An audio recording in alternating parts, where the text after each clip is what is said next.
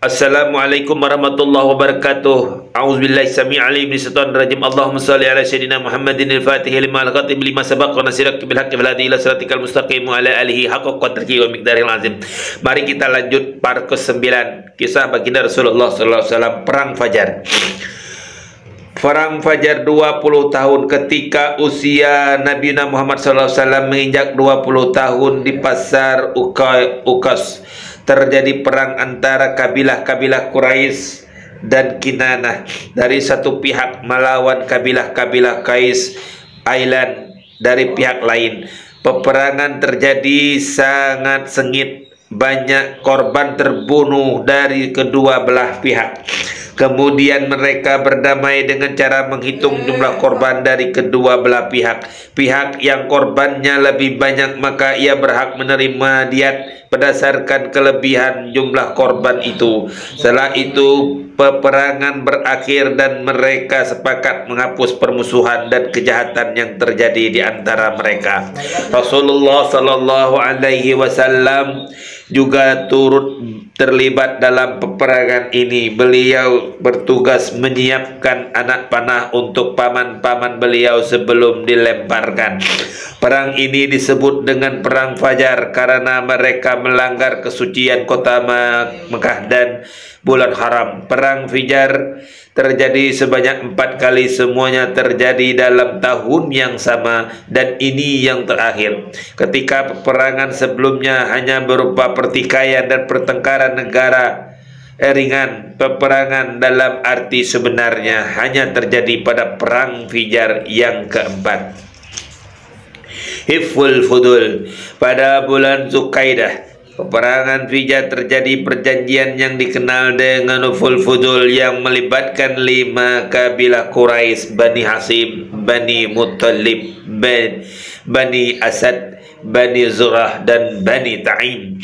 Sebabnya ada seseorang dari Zabid Yaman yang datang membawa dagangan ke Mekah. Dagangan itu dibeli oleh Al-As bin Wali As-Sahmi, namun ia tidak mau membayar harganya.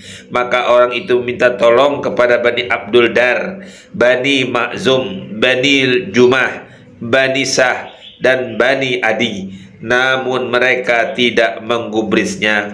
Akhirnya orang Zahid itu naik ke Jabal Abu Qubais dan mengungkapkan kezaliman yang di dalamnya dalam beberapa bait syair.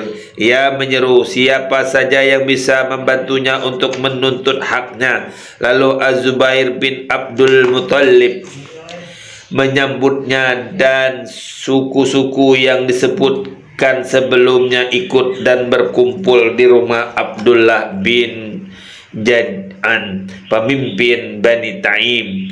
Mereka berjanji dan bersepakat untuk melakukan pembelaan terhadap orang-orang yang terzalimi, baik penduduk Mekah maupun penduduk luar Mekah, hingga mereka mendapatkan haknya. Setelah itu mereka mendatangi Al-As bin Wa'il As-Sahmi dan mengambil paksa hak orang Zabid darinya, lalu mengembalikannya kepadanya. Rasulullah SAW turut menghadiri perjanjian itu bersama paman-paman beliau. Setelah Allah memuliakannya dengan risalah, beliau bersabda, aku telah menyaksikan di kediaman Abdullah bin Jad'an suatu perjanjian yang lebih aku sukai daripada mempunyai seekor unta merah. Seandainya aku di sana untuk melakukan seperti itu di dalam Islam, niscaya aku akan memenuhinya.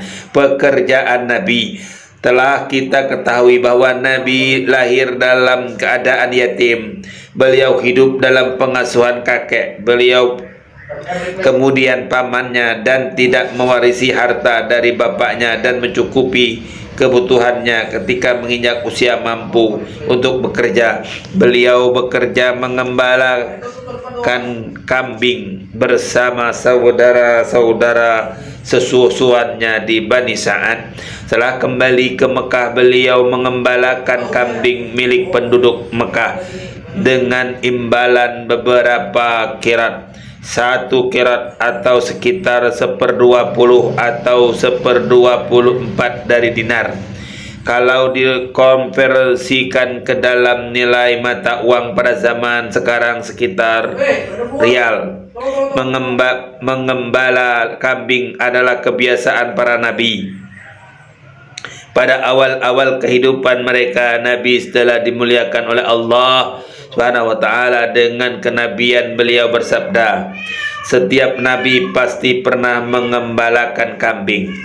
Ketika beliau beranjak dewasa dan memasuki usia muda, beliau mulai berdagang. Ada riwayat yang membuktikan bahwa beliau berdagang bersama Sa'ib bin Abi Sal As-Sa'ib.